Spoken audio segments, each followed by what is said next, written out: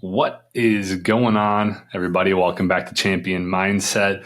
We're helping you with everything mindset, identity, happiness, literally everything across the board, helping you strive towards the best version of yourself. And I got an extra special guest coming on board today.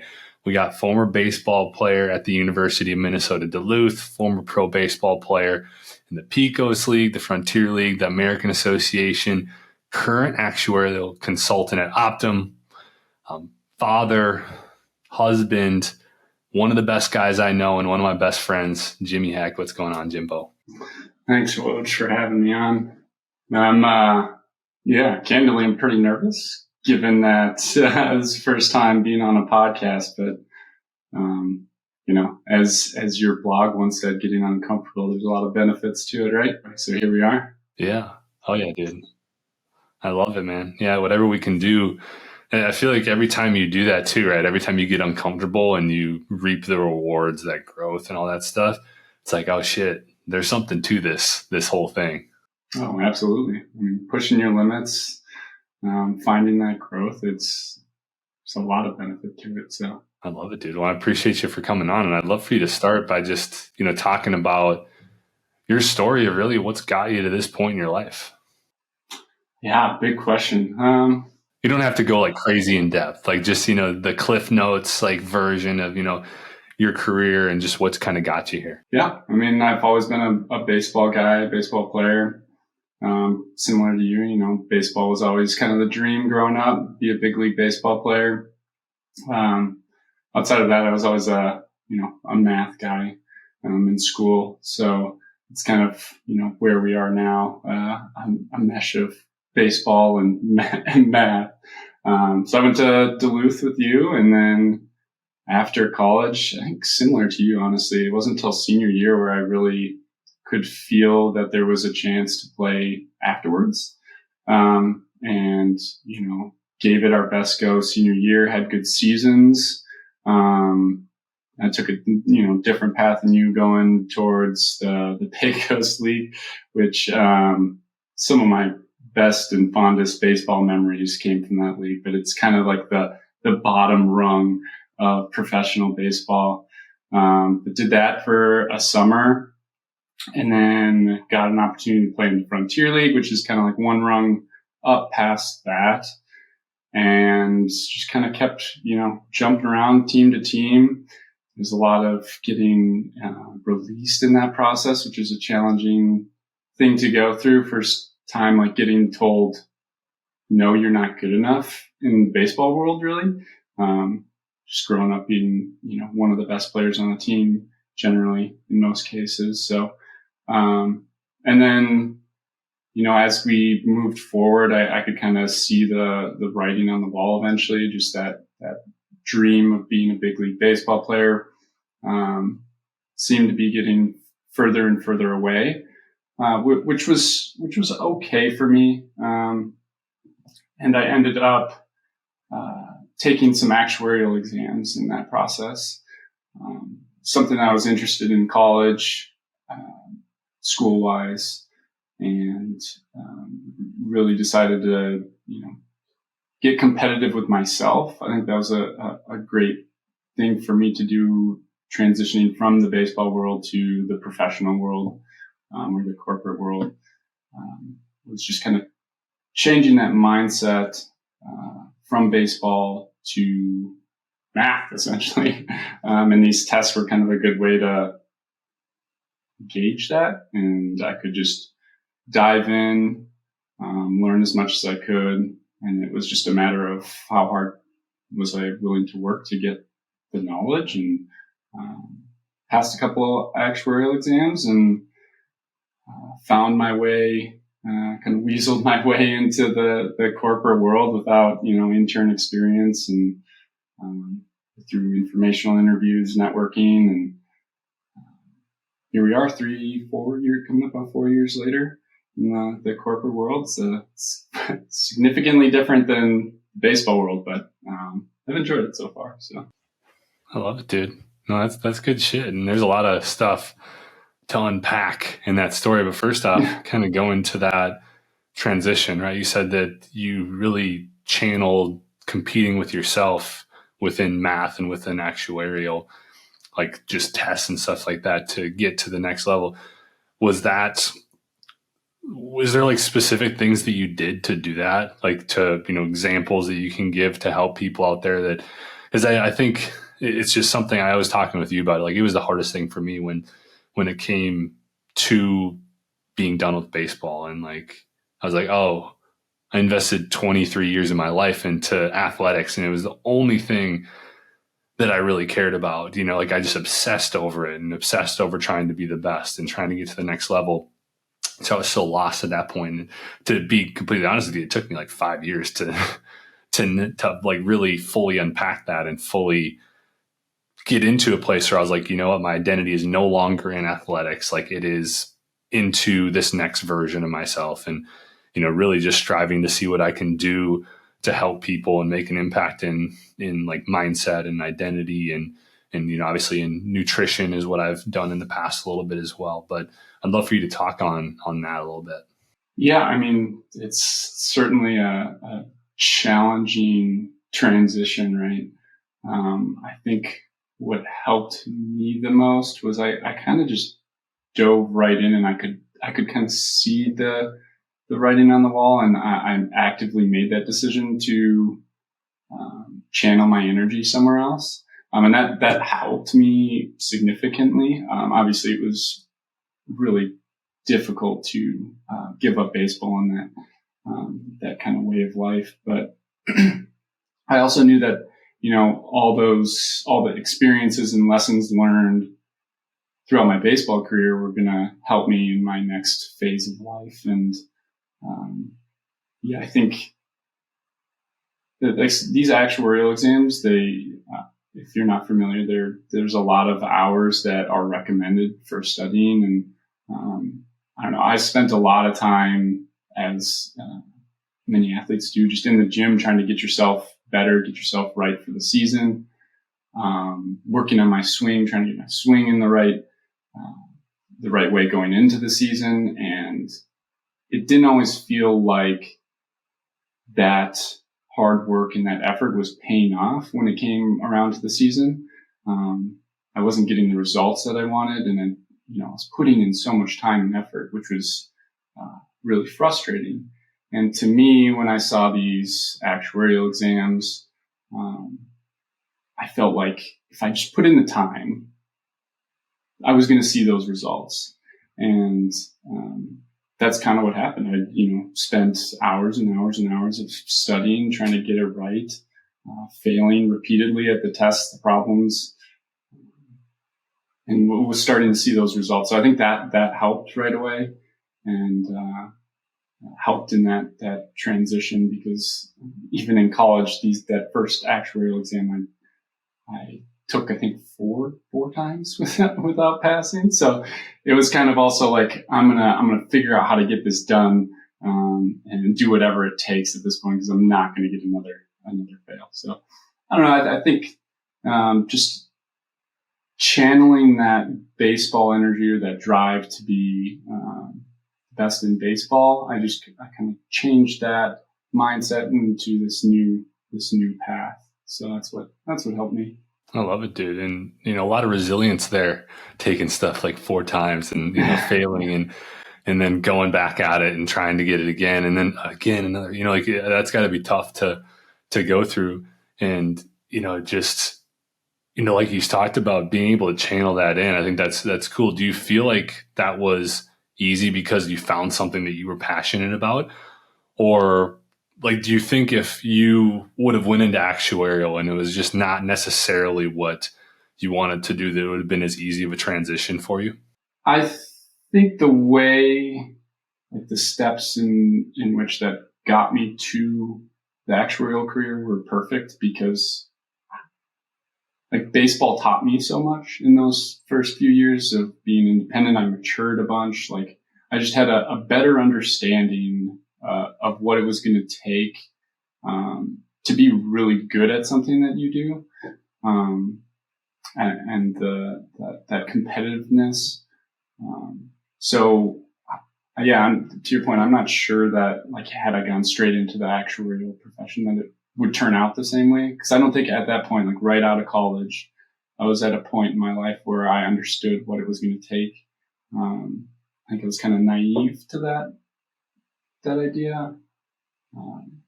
So I think, again, the few years of baseball taught me so much about what it would take, and helped me in that step forward, or changing that mindset and that where that energy lied.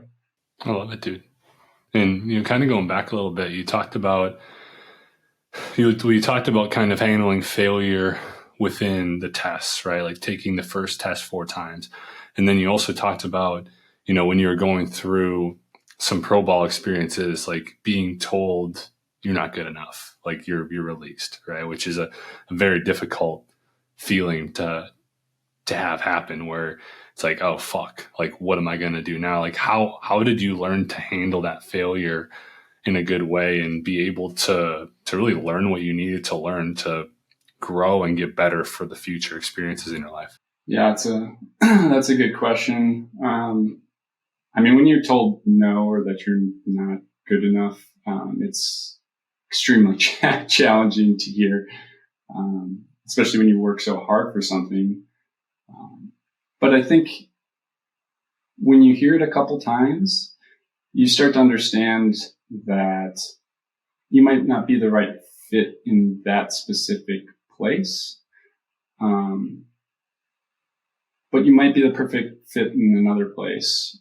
And that's kind of how I felt maybe moving from baseball to the actuarial profession. Like, yeah, maybe baseball didn't work out, but maybe that wasn't the the right place for me in my life, and where I was going to find the most growth in the long run. Or at least that's what I've told myself. Getting told no, the failing, it's very challenging to accept, but I think once you get over that hump of there's something that is good that can come out of it, and even better in many cases, or at least having that mindset or that approach to it helps significantly. And until you are forced to go through that a time or two, it takes some time to understand that and then apply it, I guess. Or at least that was the case for me. So. It's almost like you gotta really put yourself out there enough to fail. Because I think that so many people, and this is including myself in different areas, like we were talking at the start about getting uncomfortable and how like there's so much growth involved in it. I think there's so much growth from failure too. It's like these challenges and problems that we face in our life. It's crazy how tough it can be at the time. But then you kind of look back at yourself maybe after 3 months of getting through that problem and getting to the other side, and you're like, oh shit, like I'm a completely different person now. And so it's like being able to go through those challenges and problems and just shift your mindset. And it sounds like almost for you have faith that there's going to be something better on the other side, or that maybe you were meant for different things, right? It's like, you know what? I gave my best here. It didn't work out, but there's an underlying thing here. There's something that I'm meant to do that is obviously not with this team, or it's not with this sport, or it's not with this career, and then it's somewhere else. Right. No, exactly. There's so much to be learned from failure. And to your point, if you don't put yourself in those uncomfortable situations, or put yourself out there for the possibility of failure, you're limiting what you're capable of, really. Because we're all capable of so much. And that's why I have, so much respect for what you're doing and what you've done so far is, you're putting yourself out there and you're giving it your best go right now. And, it's super impressive to see you put yourself in uncomfortable situations, and that growth that you've had over time, just kind of watching your progress. It's super cool and it's inspirational to me. And I'm sure others are inspired as well. So that's super cool. And I've loved watching you over the course of your transition from, that corporate work world to moving on to your own thing and creating this thing for yourself. And, It's super, super cool to watch, but without, putting yourself out there, putting yourself in those uncomfortable spots, you wouldn't have this opportunity to do this. And that's super cool. Now you're giving me this opportunity to get uncomfortable on a podcast, right? So no, it's there's a lot to say about, getting uncomfortable, putting yourself out there for failure, for sure. I love it, dude. Yeah, I appreciate it, man. Because you've been inspiring to me too. Because you've always been somebody who's trying new things and trying to. I know at work you've talked to me about how you've stepped into different roles and you've put yourself out there to do like just presentations and stuff that you didn't feel comfortable doing. But then you also talked about like after doing it, you're like, I crushed that, like, and I did this so good. And now I have so much more confidence to do these other things. And so I think that I've seen that in you too. And with myself personally, I've just seen every time I do that, I gain so much more confidence that I can use to do the next thing. And the biggest growth for me has just been within like this challenge I was talking to you about, like talking to strangers every day.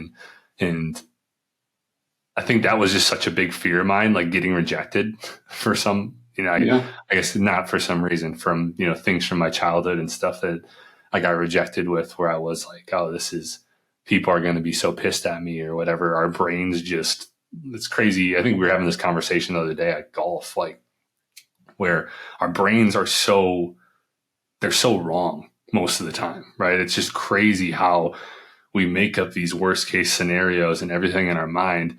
And 99.9% of the time, it doesn't work out that way. Like we draw out this thing, we experience this situation in our mind, we see it going so terribly wrong. And once we do it, it's like, oh, that was so easy, or that didn't go anywhere near what I thought it was going to go. And I don't know. I think that's just so crazy how once we can detach from that worst case scenario and just understand that really what our thoughts are just really meaningless in some sense.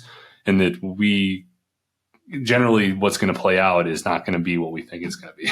I know that's exactly right. I mean, I feel like I'm super interested in mindset and understanding how we think as humans. It's a weird interest of mine, and that's certainly something like a common theme that I've seen is, that voice in your head is a lot of times just trying to protect you. And it's sometimes right, but in a lot of cases, it's not right. There's a lot of, bias in there that, is limiting you. And if you can push through that, then there's a lot of reward. And, it's almost like an addicting feeling, once you push yourself into that comfort zone, that risk of failure. It's like maybe like an adrenaline rush that somebody, jumping out of a plane, or, some, like a motocross guy doing a huge jump, that risk of failure or of negative outcomes. And then you work hard at something and then you reap that benefit. And that's kind of like that reward. And it's an addicting thing. So once you start and you get to feel that for the first time, it's like, I want to push to do that again. That's not to say that it gets easier to push towards that uncomfort. At least it hasn't been for me. I certainly have to like keep at it and, still have to fight those inner thoughts. Like, don't do this. This is a risky thing. And I don't know if you have, it's similar for you, like a constant battle. Oh, for sure, dude. It's the same shit for me too. It's like, my mind is so negative. And I think a lot of our minds are so negative. Like I never have heard it said like that, but it's so true. Like they're just like our body and everything in it. Like our body and our minds are trying to protect ourselves, right? They're trying to do everything they possibly can to survive, but our minds see everything as life and death. It's almost like our minds see everything as like two scenarios happening. It's like either we die here or we live here. And the thing is it's not a 50-50 shot like our minds kind of see. It's more or less like a 99.9999% chance that we live. It's just that embarrassment almost falls under like the death porn. And like anything that is not like it going perfectly smooth falls under that death category for us. And it's crazy. It is true though. Like it's, whenever I go talk to somebody, like now I don't necessarily need to, like, I think I've got past the month and it's like, I'm more comfortable just going and talking to random people. Right. But then you start a new thing and you have that same amount of fear almost going into it until you do it enough times before it's like, oh, wait, there's no real worry here. Right. It's like if you force yourself to do something for a week, I think the worry almost diminishes a little bit. Right. Like it's like, oh, this isn't really as bad as I thought it was going to be. And then your mind almost comes around a little bit more to it to where it's like, oh, this is going to be fine. Right. It becomes the norm. And then you step into something else and it's like, this is going to suck. Like, what if it goes wrong? What if, my parachute doesn't go when I'm going down on, skydiving or something like that. And then, you kind of get through it and you're like, oh, we lived. And it's just like this constant thing of, just kind of going. And what I've realized with me, you kind of talking about this a little bit, is the more I do things that are uncomfortable, the more I'm like, what am I actually capable of doing in this lifetime? Like I bought swimming stuff right before this because I was like, I've been just on this high of like, I feel I'm being called to figure out what capability I have, right? Like, what can I do? And I was like, you know what? Like, I'm not a swimmer, but for some reason I like saw myself swimming across the lake and I'm like, maybe I can dive into swimming and just do something that's way outside of what I would generally do and just see if I get really good at swimming and do a different form of exercise, and so I bought swimming stuff and I bought like one of those things that trails behind you so that you don't get hit by a fucking boat while you're swimming in the lake. Little buoy. Yeah. That's awesome. Yeah. I mean, it's like a reprogramming, right, of your brain. That, like what you were saying there, like, the more you do something, the more comfortable you get, and then you're kind of training your mind, like, oh, there isn't too much bad that can happen in these cases because I'm a data guy, so I like to think of things in numbers. But if you have like a sample set of experiences and they're start to become more and more positive, there's more of those positive experiences, you're going to start to reprogram your brain, and your brain is going to take those or tap into those and be like, okay, this is going to be great. But when it comes to something brand new, you tend to rely on outside sources or like these, like for instance, if you're going to go skydiving, you might see in the news just those instances where somebody's parachute doesn't pull or something like that. And that's all you have to go on as like, should I go skydiving? Or some of these instances where versus like statistically, if you look at things at a high level and like in all jumps, the chances of that happening are so slim. And had you been that individual jumping all those times, like you would probably feel more comfortable jumping out. You know what I mean? It's like this, if you don't have something to go off of, you tap into different sources, to try and find, what's going to be the outcome.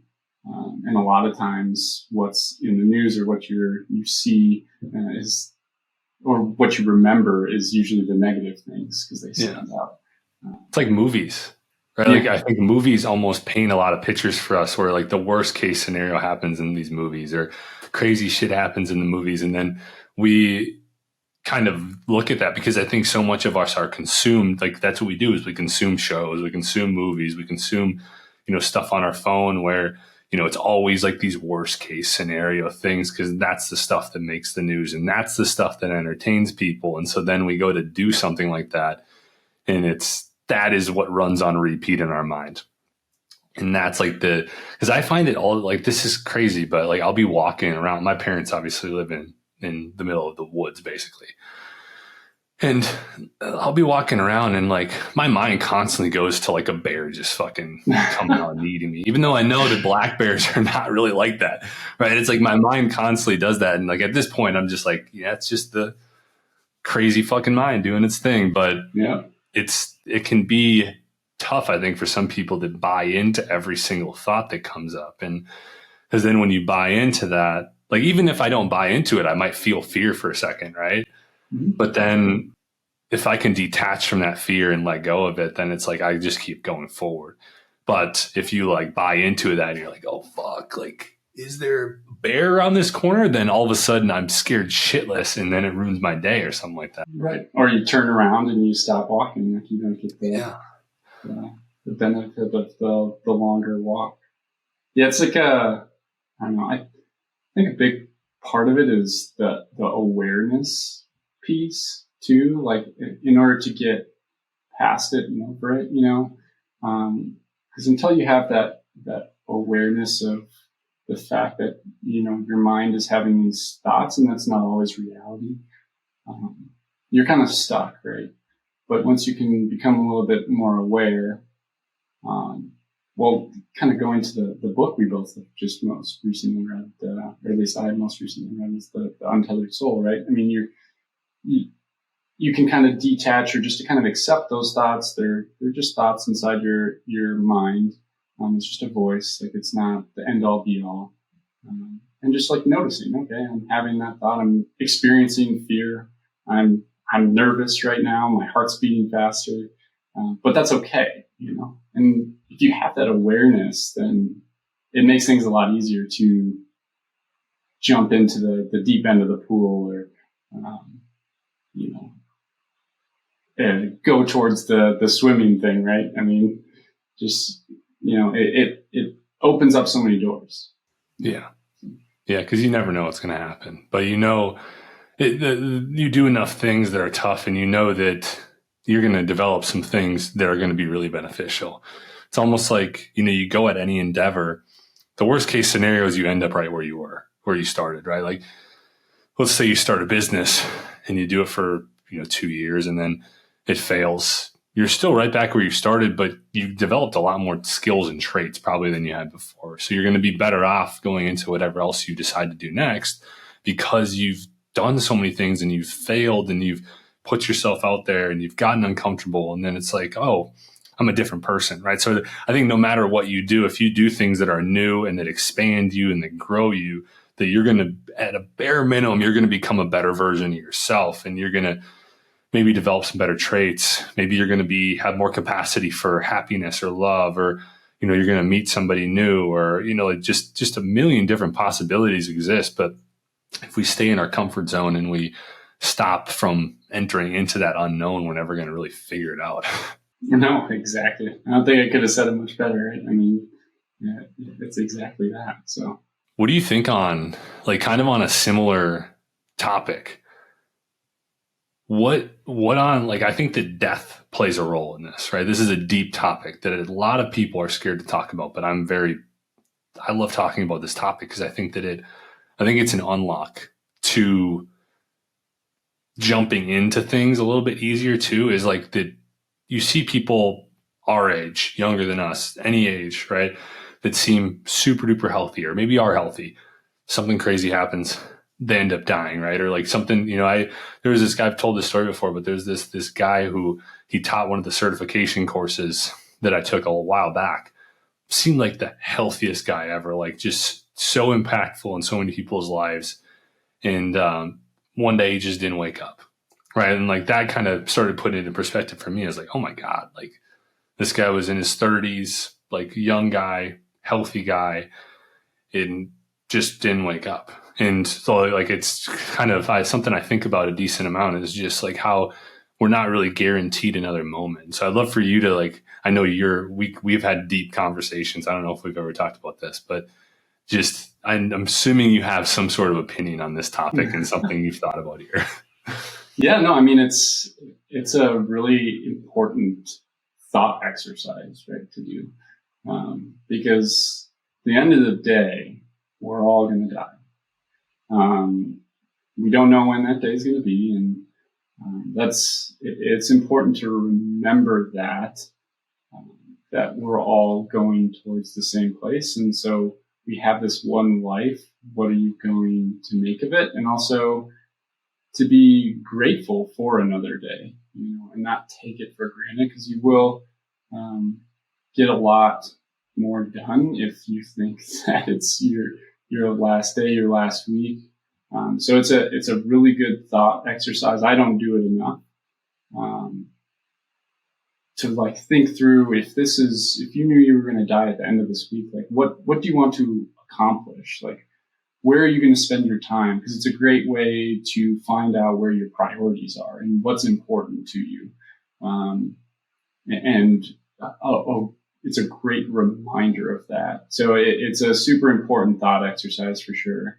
And then for me personally, it's something I think about with my dad, because my dad passed when I was two and a half, and he was in his low 30s. I think he was 33. And so like as I get closer to that age, it becomes that much more real. Like, he was in maybe a similar part of his life. Like I just had my first son, and it's like, no day should be taken for granted. And, he didn't expect to face this challenge of cancer that to pop up in his life. Like, but it did. And I think it's just important to understand it's possible, and then just be grateful for what you have, the life you have, and make the most out of it. And I think it's a driving force in my life. It's like a challenge I present to myself to be that best version. Do I get there every day? Definitely not. And I have stretches where I'm really good and stretches where I'm not good at all. But it's the goal. And if you can fall back on that, or at least have that there as your vision or where you want to head towards, I think it's really important. So going back to your original point, like death is something we're all gonna, face someday. And, but it's like, how can you create that thought exercise and make it push you towards making the most out of the days that are given to you? What are your thoughts on it? Yeah, no, I mean, I think like very similar to you. I've tried to channel like that last day energy, and it's so difficult. What I've realized through this stuff, even doing some exercise, it is hard to wrap your head around it. Right? I think it's so difficult because I listen to people who are like, they're on their deathbed, or they have this crazy thing that happened to them, and the perspective is the same, right? It's you figure out what matters, right? Because a lot of times I think that we go through life and we think of everything like it's the end of the world, right? It's kind of going back to what, our mind is, but like we worry about this and that and that. And I think that so many people go through life worrying about so many things outside of their control. But you hear from people who maybe they have cancer and they've been told they have 6 months to live, and they're living a completely different existence. Or I have a few uncles that they had like a crazy, just terrible thing happen to them, and they ended up living, right? And like you see the change, like you can see the change. Like one of my uncles, like he completely different person, like completely different. Like I've never seen him as happy as he has been ever since, he recovered from this thing. And you see it time and time again with these people who maybe have gotten to the other side of death, right? They've gone through something that got them very close to that point, and then they realize that like it doesn't make sense to maybe go through life worrying about what this person thinks of me, or judgment here, or just something that doesn't matter. And so that's what I've been trying to personally do, is like I did an exercise like you were talking about, where I and I think this is from a book I read. I don't know exactly which one, but basically the author was like, put yourself in a state of getting told, a visualization of getting told that you will die. This might have been Untethered Soul, actually. I'm not sure. That you'll die in a week, right? You give the news from a doctor, right? Or that you're going to die in a week.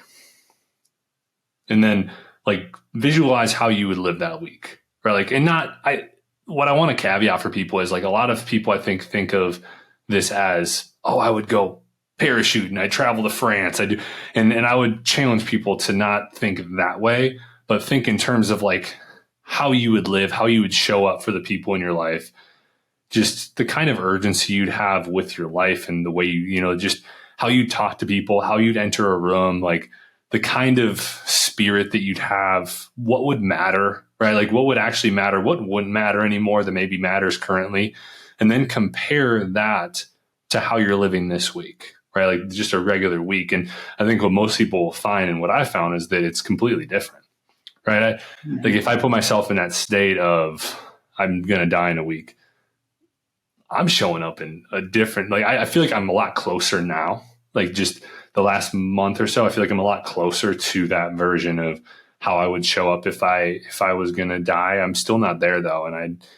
But it's, it's like just so much more like a better spirit and just smiling so much more. And like, telling more people that I love them and, just like supporting people in the best way possible and just reaching out to more people and really trying to be like the best person that I can. And that is like the thing that I found when I did that is I was like, oh, like a lot of the things I was worrying about wouldn't matter anymore. And I would be living in a way where it'd just be like a lot more happiness, a lot more smiling, and just a lot more support for the people in my life. Definitely. It's all about like where you're going to spend that energy. I mean, you only have so much energy to exert throughout the course of your day or through a week. And like, where are you going to spend it? Are you going to spend it worrying about what, Sally is saying or thinking, is that worth it? Or driving down the road and somebody's tailgating you, is that you're going to spend a lot of energy there? Or are you going to just kind of let it pass and worry about other things? Like, it's a great, thought exercise to do every once in a while to just kind of get a realigning of where your priorities are and where you want to spend your energy. You might not spend as much time on your phone during the course of the day. I know Exactly. I could be so much better, and it's a good reminder as long as you have that awareness and that you can kind of always check yourself. I think that's the important thing because we're not going to be perfect. That's for sure. But at least having those checks in your life is, I think, important and goes a long way. Yeah, and I think it can help you just get closer to it because I don't know if you can. I feel like it's very hard to fully embody that, right? That whole, you're going to die tomorrow type thing. Some people probably can, but I feel like without actually having an experience that kind of shocks you into it, I feel like it's tough to fully do it. I try to get there. I'm like, maybe I'll get there and maybe I'll figure out a way for people to get there. But that's the closest thing I found is just that visualization exercise. And I think you're right with the whole just checking in here and there. How close am I to this? Because now you have like the idea of like, this is how I live. And then you can kind of just move towards that direction because you're probably not going to wake up one day and just be like, I'm fucking doing it, right? It's like a good progression of, can we get a little bit closer to this? Can we get a little bit closer to this? Like, what can we add in? I've been doing something where I've been trying to reach out to more people. I've realized that like relationships, like just developing and investing in relationships it's so important to living a quality life for me to, have more happiness and joy and to spread more happiness and joy. And so I've been trying to do that like every day, whether that's like investing in like the relationship with my parents or whether that's, I sent you a video message like a little while back, doing that or calling somebody or FaceTiming somebody and just like trying to take a little bit of time out of the day to invest in something that I know is like one of the keys to living like a quality life and one of the keys to like feeling good about what you're doing and is to have people around you that, deep connections of people that you can talk to and you can, share struggles with and you can support and cheer on and do all these things with. Yeah, no, I agree 100%. I mean, relationships are so important and something I know I need to be better at, and I know that. My wife, I always, Jade, I respect the hell out of her. It's one thing that she pushes me to be better at because she is so good at it. She has so much love and care for her friends and her family, and is constantly reaching out. It's something I'm not as good at, but it inspires me to be better at it. I still got a long way to go, but it is super important to be understand how important the relationships and the people that are around you are, and the people that support you and that are willing to take time out of their day to think about you, care about you.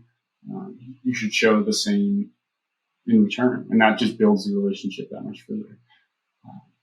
So yeah, I commend you for those, thinking of that, making an effort to do that, because I think in our day and age too, it's become a little bit more challenging with so many distractions on our phones. Like, our phone is meant to connect, right? Connect you to other people. But I find myself, scrolling mindlessly through Twitter or Instagram and not actually connecting with those people. Like, I see what's going on in their lives, but I don't actually reach out and say anything about it, or maybe it's just a one-line sentence, but there's so much more to it.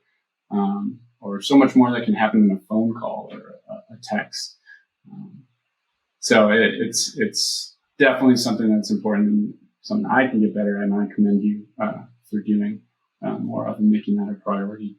Yeah, no, I appreciate it, man. It's something that I've realized. I tried to do it a while back and didn't work for some reason, but I don't know, maybe I'm just in a different place. I think sometimes we go through life and, we might try to do something 5-10 times, and it takes us getting into a certain state or just place in our life for it to really click.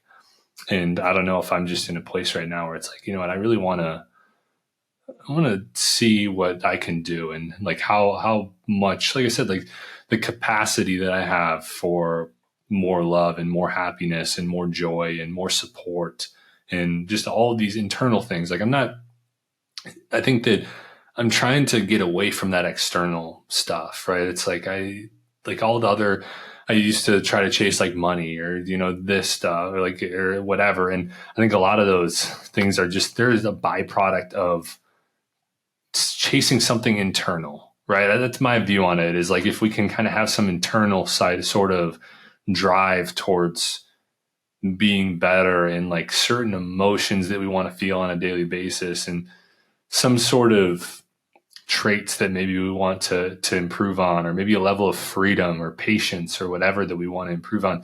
I think that a lot of times, you see the outside things that maybe people have been chasing the whole time, they start to actually come to you easier, and if you don't focus on them, right? It's if you kind of detach from those things and you focus on just bettering yourself and becoming the best version and person that you can, then it's then there's more people that show up in your life that are the same, or that are, that have similar like-mindedness, or that, there's maybe you meet your for future wife or something like that. Or you kind of get yourself into this place where you start to attract what you are, right? I just had this view of, we attract what we are. So if we can become love, you're going to attract love. If you can become happiness or compassion, you're going to attract those things. And if you can become better, you're going to attract better into your life. And so I think that's a huge driver for me, or it's something that I'm trying to make a huge driver. And, I'm constantly trying to shift. Yeah, no, I like that. I like that. I feel my perspective on that, to me, I guess, comes down to your principles. What do you want to be known for? What kind of impact do you want to leave on the world? Kind of goes back to our, what that last week, or that death conversation. But for me, my perspective has even changed further now that I have a little guy in my world, because it's what values and traits do you want to instill in him? And then it's kind of like a check on yourself. Like, are you living by those things? Are you, walking the talk? Like, if you want to instill these things in your kids, these values, these principles, like, are you living by them?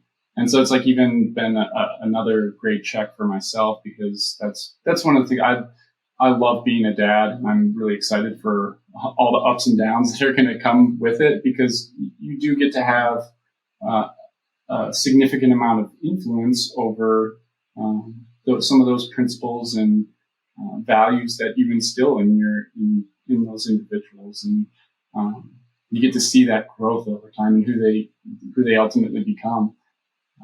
I know as a parent, you have a huge role in that, and that's exciting to me.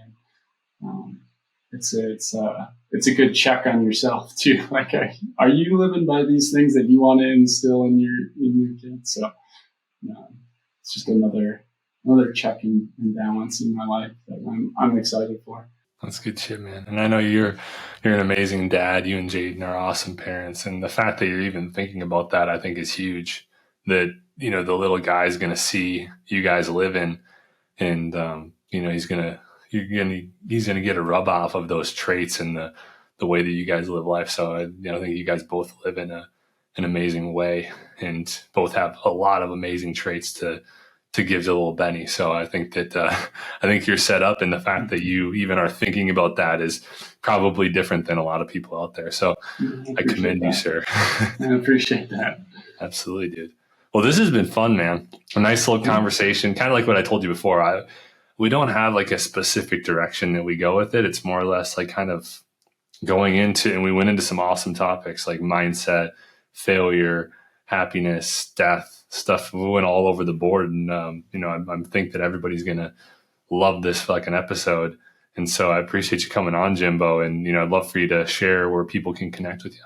Yeah, definitely. I mean, I guess I just have social media accounts on Instagram or Twitter, I guess. I'll put them below. I'll put them below if you want to connect with Jimbo, if you want to see Benny and everything that they're doing over there in Arizona, which is where I will be in the next few months. I'll be able to spend a lot more time with them. Excited to have you down here, man. It's going to be a good time. I'm pumped. As long as you can deal with the super heat.